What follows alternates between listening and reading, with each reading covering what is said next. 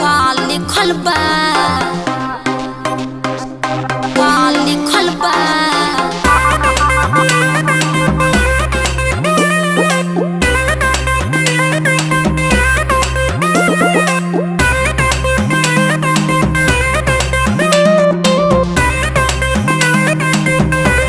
Presented by Adi Shakti Films.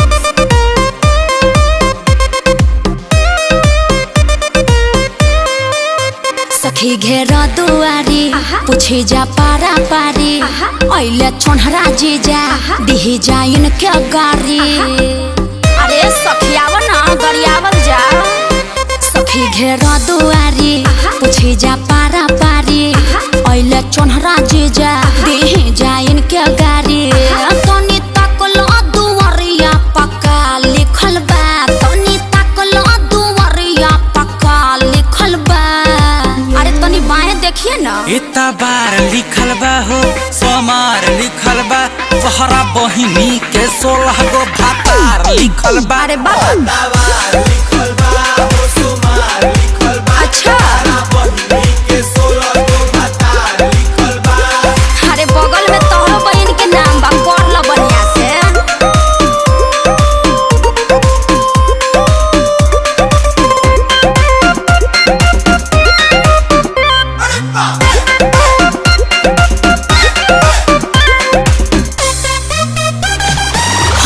भोजपुरियन के रीतिया रिवाज काहे या जीजा तोहरा लागता ला।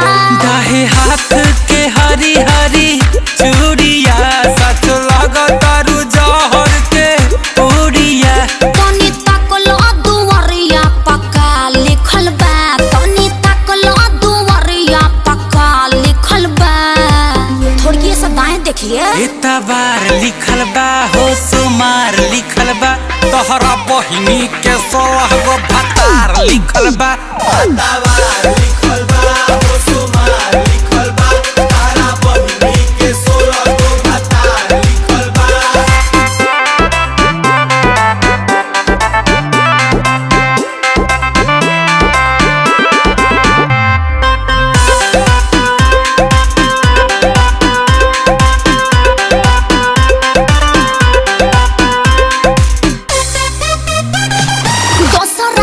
चीज बनला बजे जाडे देह सहला बजनी बोले बोल में। जीजा के साली में हक आधा होला हो, गुंजन के आगे जनी बना भोला हो।